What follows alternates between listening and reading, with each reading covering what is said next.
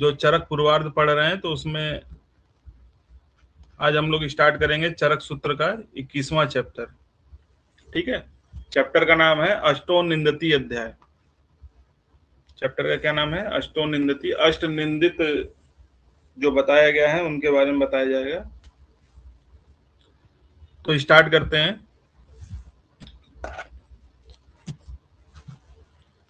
तो सबसे पहले जिसके नाम पे चैप्टर बना हुआ है, तो आप लोग जो अपने बुक में देखोगे तो चरक सूत्र के 21वें चैप्टर का श्लोक नंबर जो 3 देखोगे तो वहीं पे दिया गया कि अष्ट निंदित किसको बोला गया है, कौन कौन सी चीजें, 8 चीजों को निंदित बोला गया। तो चरक और अष्टांग संग्रह ने 8 अष्ट निंदित का वर्णन किया। बोला बहुत ज्यादा, अष्टि दीर्घ, अति ह्रस्व मतलब बहुत ज्यादा बड़ा या बहुत ज्यादा छोटा, अति लोमा अलोमा, या तो बाल ज्यादा हो या बाल कम हो, एकदम ही ना हो, तो ये दोनों ही क्या है? निंदित होते हैं। अति कृष्ण और अति गोर, या तो व्यक्ति क्या हो? बहुत ज्यादा काला हो या बहुत ज्यादा सफेद हो, ये दोनों ही क्या है? निंदित है। लास्ट में लिखा गया अति स्थूल और अति कृश, बहुत ज्यादा मोटा बहुत ज्यादा पतला, ये दोनों ही क्या है?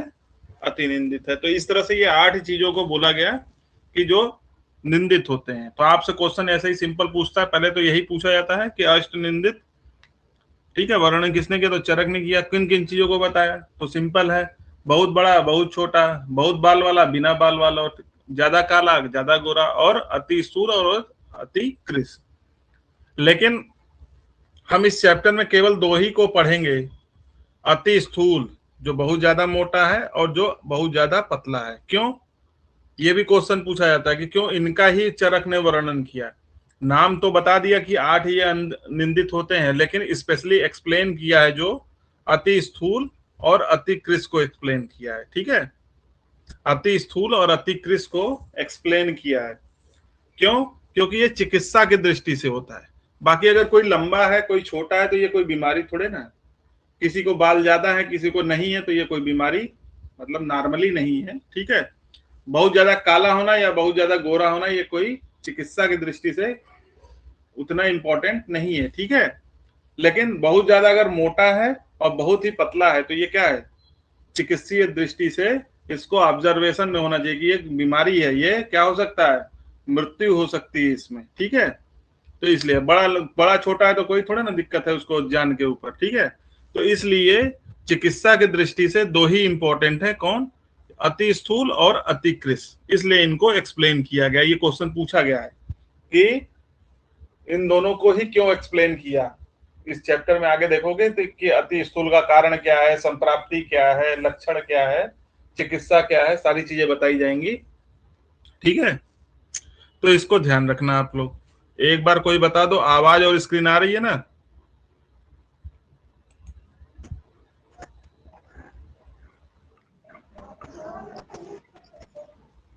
अवधेश जी बताइए, आवाज आ रही है?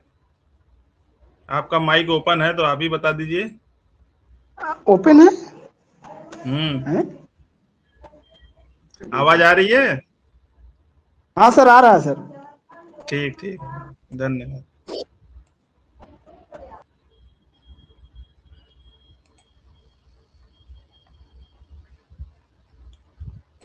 ठीक है, आगे देखते हैं। तो काश्यप जो थे, आचार्य काश्यप ने निंदित पुरुष जो है 8 की जगह पे 10 बताए हैं।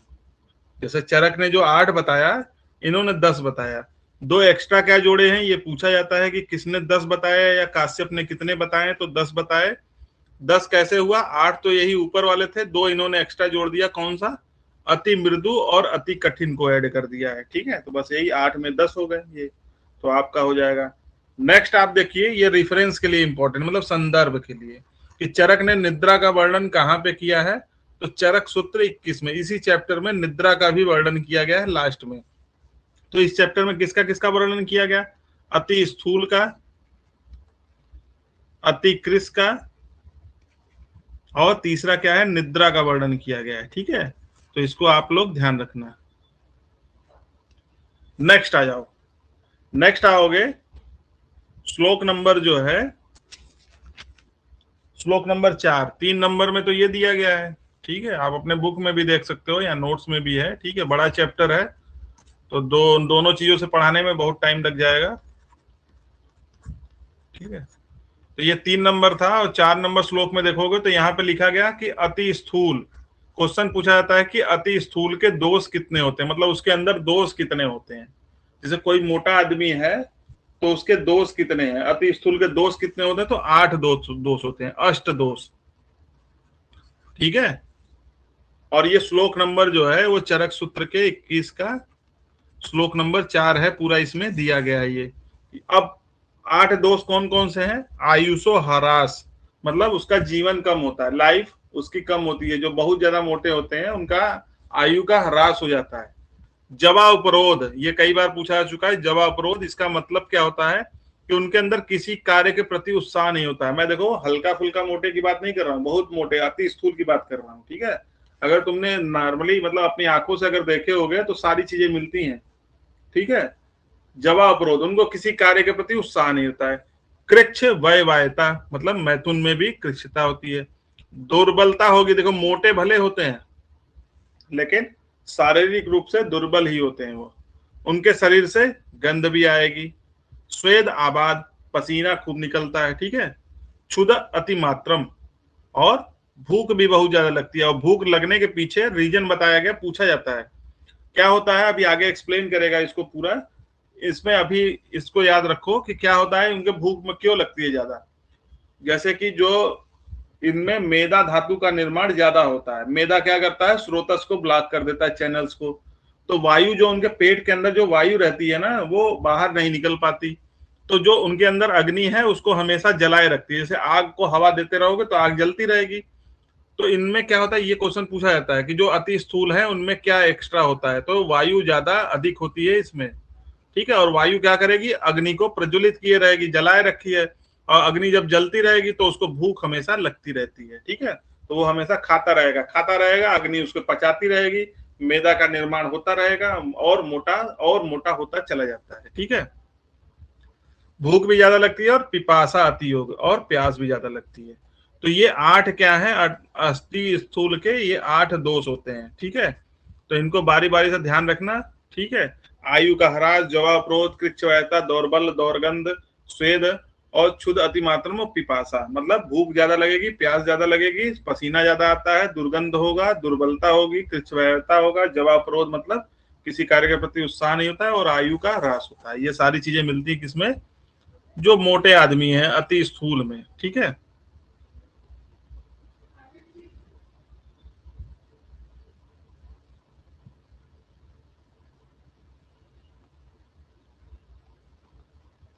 ठीक, नेक्स्ट आ जाते हैं हम लोग। इन्होंने बताया,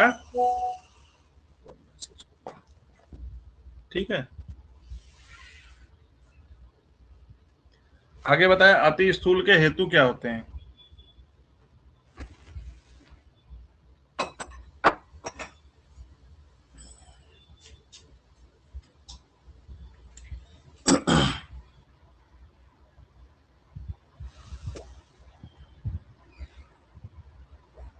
एक मिनट है।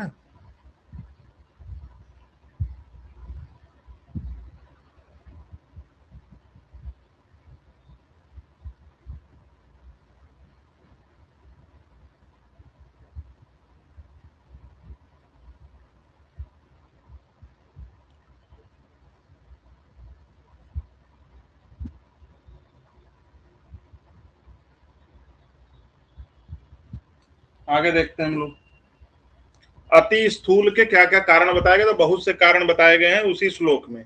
श्लोक नंबर 4 में ही देखोगे, बड़ा सा श्लोक दिया गया है। ठीक है, तो उसी श्लोक के ऊपर की लाइनों में ये 8 दोष बताए गए, नीचे देखोगे तो अति स्थूल के कारण बताया कि उन्होंने एक्सरसाइज नहीं करते हैं। मतलब उनके अंदर में एक्सरसाइज का मतलब क्या होगा, मूवमेंट कम है, खा के हमेशा लेटे रहते हैं। ठीक है,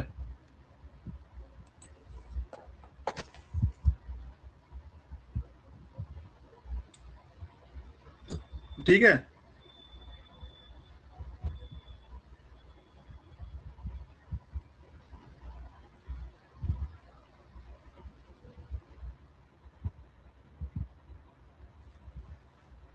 ठीक। हर्ष नित्यात मतलब हमेशा खुश रहते हैं। ठीक है, अधिकतर देखोगे मोटे लोग जो है खुश रहते हैं, ठीक है, अचिंतनात्, किसी चीज की चिंता नहीं होती है उनको, ठीक है, किसी कार्य के प्रति कोई चिंता नहीं, कोई टेंशन लेने वाली बात नहीं होती, आराम से एकदम मस्त एकदम जीवन जीते हैं, ठीक है। और कुछ क्या है, बीज स्वभाव, मतलब उनको माता पिता से मिला हुआ है, ठीक है, तो उसके मतलब वो उनको मोटापा उससे भी रहता है, ठीक है, ठीक। तो ये इसके कारण बताया कि ज्यादा इंपॉर्टेंट नहीं होता है, ठीक है। ज्यादा इंपॉर्टेंट ये है अति स्थूल के 8 दोष, ये जरूर याद रखना आप लोग एग्जाम के लिए। नेक्स्ट आ जाओ। अति स्थूल में ध्यान रखना, इनकी पाचक अग्नि जो है वो तेज होती है, लेकिन धात्व अग्नि मंद होती है। धात्व अग्नि मतलब ये कैसे होता है, अभी जब संप्राप्ति पढ़ोगे ना स्थौल्य की, स्थौल्य मतलब जो अति स्थूल पढ़ रहे हो, इसकी संप्राप्ति मतलब क्या होता है, पैथोजेनेसिस, तो पता चल जाएगा कि कैसे पांचाग्नि, उनकी जो जठराग्नि है वो तो तीव्र है, लेकिन जो धात्वाग्नि है वो मंद होती है, जो धातुओं को बनाने का काम करता है, रस रक्त मांस मेद, मेद धातु ही केवल बनता है इसमें, ठीक है। आगे के क्या हो जाते हैं, सब लॉक हो जाते हैं। आगे देखते हैं हम लोग, ये श्लोक रख के पूछा जाता है आपसे कि किसके लिए बोला गया है। ये इसका क्या है, समझ लो कि एकदम से पहचानने के लिए, अति स्थूल को पहचानने के लिए श्लोक को जरूर ध्यान रखना। क्या बताया इन्होंने, मेदसा आवृत मार्गत्वात वायु कोष्ठे विशेषतः, ठीक है। इन्होंने बताया, ये श्लोक रख के पूछा जाता है, इसलिए इस श्लोक को यहाँ पे लिखा गया है, और ये श्लोक आप लोगों को मिलेगा, श्लोक नंबर तो नहीं पढ़ा गया, ठीक है, ये आपको मिलेगा चरक सूत्र के 21 का 5वां नंबर श्लोक है, ठीक है, सब लाइन से है, ये 3 था, ये 4 था और ये 5 है, ठीक है। ये श्लोक रख के पूछा जाता है, तो आपको क्या ऑप्शन लगाना रहेगा, अति स्थूल के लिए बोलेगा मेदसा आवृत, मेद से आवृत मार्ग, किसका मार्ग, वायु का मार्ग, और वो विशेष रूप से कोष्ठ में ही रह जाता है। देखो क्या बताया कि मेद के बढ़ने से स्रोतस, जो भी चैनल्स है वो बंद हो जाते हैं, उसके बाद वायु विशेष रूप से कोष्ठ में ही रह जाती है, पेट में, और पेट में रहती है, पेट में किसका स्थान होता है, अग्नि रहती है, वहां पे खाना पहुंचाने वाली जो अग्नि है वो और प्रदीप्त हो जाती है, जिससे क्या होगा, ठीक है, शीघ्र आहार का पाचन होगा, और फिर क्या होगा, अब अगर आप आहार जो पहले से है उसमें पेट में, उसका पाचन शीघ्र हो जाता है, और फिर दोबारा आहार नहीं लेने पर वो क्या करेगा, वात पित्त जन भयंकर विकार को उत्पन्न करता है, और वो क्या करता है, इसके लिए एक उपमा दी गई है, ये उपमा दी गई है, देखो, एतो ही दहतः स्थूलम वन दावो वनम यथा, ठीक है। कभी कभी आप लोग, हम लोग के यहाँ तो नहीं लगता है, विदेशों में आप लोगों ने सुना होगा कि जंगल में आग लग गई, थोड़ी सी आग लगती है, पूरा का पूरा जंगल जल के खाक हो जाता है, तो वही उसी के लिए ये उपमा दी गई है। तो ये एक श्लोक पूछा जाता है, और दूसरा ये उपमा वाला श्लोक पूछा जाता है। इन्होंने कहा कि जो मोटे आदमी के पेट में लगी हुई आग है, ठीक है, वो क्या करती है, उस मोटे आदमी को मार डालती है, जैसे जंगल में लगी हुई उसके अंदर की आग जंगल को तबाह कर देता है, ठीक है। तो हमको इतनी कहानी की जरूरत, मैं इसलिए बस बता रहा हूं कि आप ये श्लोक ध्यान रखना, मेदसा आवृत मतलब मेद से चैनल्स ब्लॉक हो जाएंगे, वायु उसी पेट में रह जाएगी, अग्नि को और प्रज्वलित करेगा, खाना नहीं मिलेगा तो शरीर को ही पचा पचा के वो नाश कर देगा, वैसे ही जैसे कि जंगल की आग लगी हुई आग, ठीक है। तो आप ये दोनों श्लोक ध्यान रखना, बाकी कहानी न भी याद रहे तो कोई दिक्कत नहीं है, ठीक है। अब आगे देखो क्या लिखा, मेद धातु अधिक बढ़ने से कुपित वात पित्त कफ तीनों दोष इसमें भयंकर रोग को उत्पन्न करके स्थूल रोगी को नाश कर देते हैं, ठीक है। अब इसका लक्षण भी इन्होंने बताया, ये तीसरा जो है, ठीक है, ये तीसरा भी बड़ा इंपॉर्टेंट है। अच्छा यहाँ लिखा गया देखो, चरक सूत्र के ये 5 से 8 तक लगा के ये श्लोक हैं, और ये तीनों श्लोक को आप ध्यान रखोगे, वेरी वेरी इंपॉर्टेंट है, ठीक है।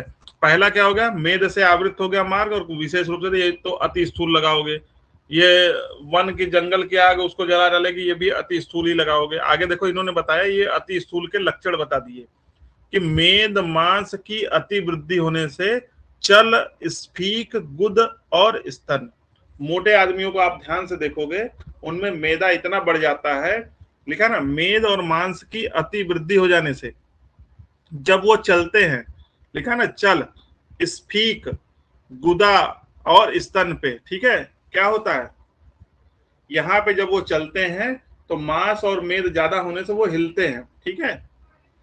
और क्या लिखा गया, अयथो उपचयो उत्साह नरो अति स्थूल उच्चते। तो देखो लिखा गया है कि मेद मास की अतिवृद्धि होने से चलते समय स्फीक उदर और, अच्छा यहाँ पे ये गुदा नहीं है जी, स्फीक है और ये ऊ इसमें वो है उदर और स्तन, ठीक है, ये हिलते हैं। और क्या होता है, उसको किसी भी चीज के प्रति उत्साह नहीं होता है।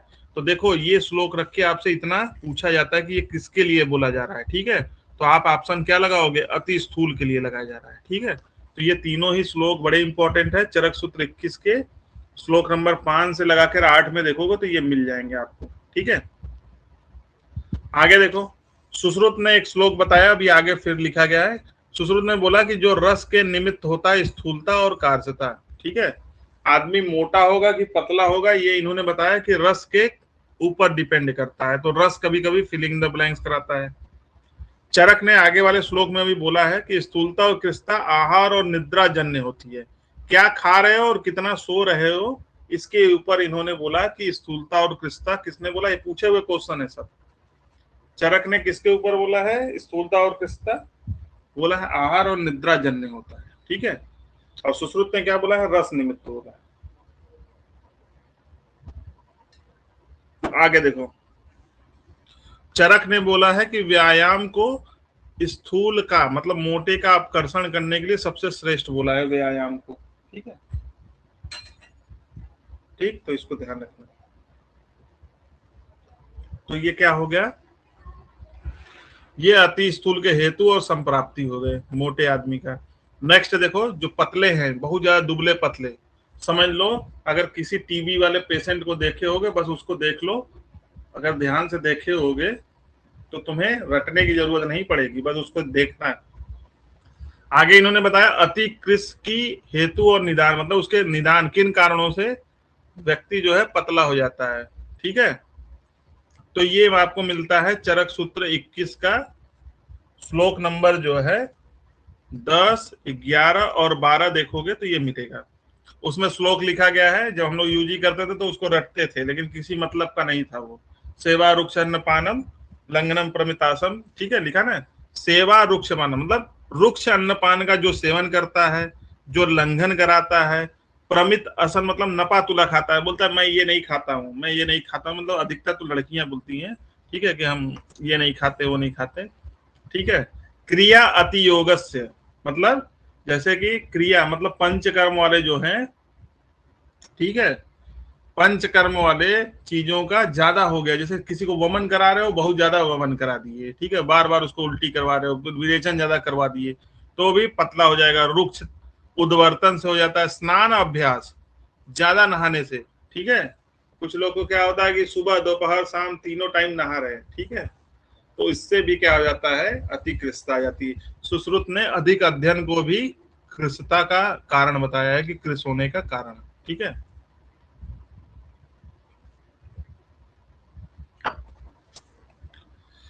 जैसे अति स्थूल के दोष 8 बताए गए, वैसे ही अति कृष के भी दोष 8 बताए गए। और इसके कारण इन्होंने बताया कि 8 बीमारियां उत्पन्न हो जाती हैं, ये इंपॉर्टेंट है। अति कृष लोगों को ये 8 बीमारियां जल्दी पकड़ लेती हैं। कौन सी 8? प्लीहा, ये काल नहीं है जी, गलत हो गया क्या, प्लीहा कास होगा ना, हाँ इसको सही कर लो, ठीक है। प्लीहा है, ये कास है, ये क्षय है, ठीक है। प्लीहा कास क्षय श्वास गुल्म, ठीक है। गुल्म अर्श उदर, कितना हुआ, 1 2 3 4 5 6 7 और ग्रहणी 8, ये 8 रोग इसको जल्दी पकड़ लेते हैं। प्लीहा कास क्षय श्वास गुल्म अर्श उदर और ग्रहणी कृषः प्रायो अभिधावंती रोग।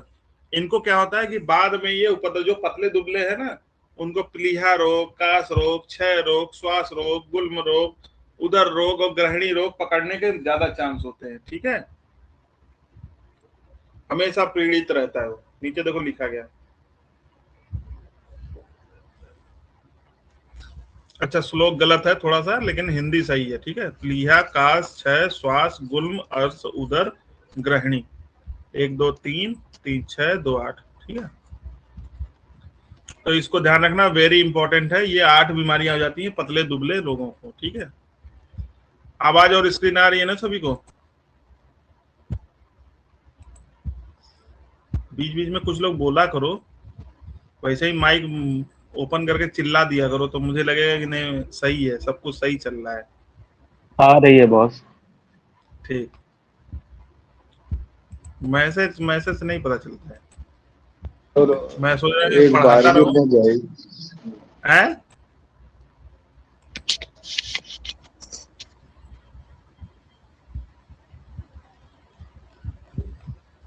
ठीक है, आगे आ जाओ। देखो अब इसके बाद ये भी बड़ा इंपॉर्टेंट होता है, वेरी इंपॉर्टेंट, ठीक है। चरक सूत्र का 21वां श्लोक नंबर 15 है ये, अतिकृष के लक्षण। वही मैंने बोला कि टीबी वाले पेशेंट को देखोगे तो एकदम से समझ में आएगा। शुष्क स्फीक उदर ग्रीवा, जहां पे अभी मोटे वाले में देख रहे थे चल स्फीक उदर ग्रीवा था, मतलब चलते समय, मतलब पैदल चलते समय ये सब हिल रहे थे, स्फीक उदर और ग्रीवा हिल रहे थे। अब जो दुबला पतला है उसमें वो सूखे हुए रहते हैं, वहां मांस तो रहता ही नहीं है। स्फीक उदर और ग्रीवा क्या हो जाते हैं? शुष्क हो जाएंगे। धमनी जाल संतत, हिंदी नहीं पूछा जाता है ये पॉइंट, इसलिए पॉइंट वाइज मैंने लिखा है। शुष्क स्फीक उदर ग्रीवा, धमनी जाल संतत, पूरे शरीर में उसके देखोगे कि धमनियों का जाल दिखाई देगा, क्योंकि मांस तो है ही नहीं, ठीक है, केवल धमनियां, वेन सब दिखाई देती हैं उसकी, ठीक है। धमनी जाल संतत, धमनियों का जाल दिखाई देगा। त्वग अस्थि शेषो अतिकृष, लगेगा कि केवल त्वचा है और हड्डी है, ठीक है, अस्थि पंजर, ठीक है। कपड़ा उतार दोगे देखोगे एकदम जैसे लगेगा कि केवल उसका चमड़ा बचा हुआ है और हड्डी है, मांस तो है ही नहीं, ठीक है। और सबसे खतरनाक चीज, ये तीनों तो आप निकाल लोगे कि अतिकृष का लक्षण है। स्थूल पर्वह नर, स्थूल का मतलब होता है मोटा और पर्व का मतलब होता है संधि। संधियां क्या हो जाती हैं उसकी? मोटी मोटी दिखाई देती है। क्यों मोटी दिखाई देती हैं? अब जैसे मान लो ये कोई नॉर्मल आदमी है, उसका ये पैर है, ये घुटना हो गया, ठीक है। अब जब देखो क्या हुआ, मांस है ही नहीं तो ये सूख जाएगा। जब ये मांस खत्म हो गया, यहां से यहां से यहां से समझ लो, ठीक है, यहां से भी मांस खत्म हो गया, पतला दुबला है, ठीक है, ये मांस खत्म हो गया, नहीं मांस रहता ये, ठीक है। तो ये जो संधि है यही बड़ी बड़ी दिखाई देगी ना। तो पतले लोगों को देखोगे तो जितने भी उनके ज्वाइंट्स है वो प्रोमिनेंट टाइप के दिखाई देते, फूले फूले दिखाई देते हैं। तो हम देखेंगे जब हम क्वेश्चन लगाने बैठेंगे एग्जाम में, तो जैसे ही देखेंगे कि पूछा रहेगा कि अतिकृष के लक्षण है, कौन सा लक्षण नहीं है अतिकृष का, तो तुरंत ही हमारा मन करेगा अरे ये कैसे लिख दिया, स्थूल पर्वा, लगता है कि एकदम सिंपल सा क्वेश्चन दे दिया है, ठीक है। स्थूल तो होगा ही नहीं, स्थूल शब्द ही देखते तुम कृष के लिए उसको नकार दोगे और यही गलती करोगे और यही पूछा जाता है। इसलिए इसको रेड कलर से लिखा गया है कि आपकी निगाह उस पे जाए, ठीक है। यही क्वेश्चन है, कई बार पूछा गया है और कई बार गलत करते हैं बहुत लोग, ठीक है। नेक्स्ट आ जाइए सभी लोग। इन्होंने बता है? क्या हुआ?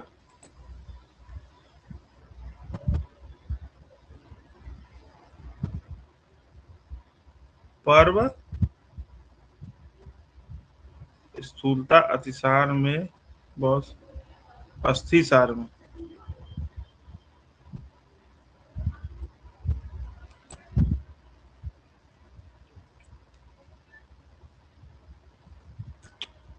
ठीक है। तो इसको ध्यान रखना।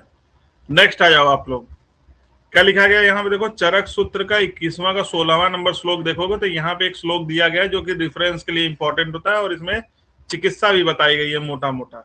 सततम, सततम मतलब लगातार, व्याधि एताम इति स्थूल कृशो नर, मतलब बोला इन्होंने कि जो मोटे हैं पतले हैं ये हमेशा बीमार ही रहते हैं।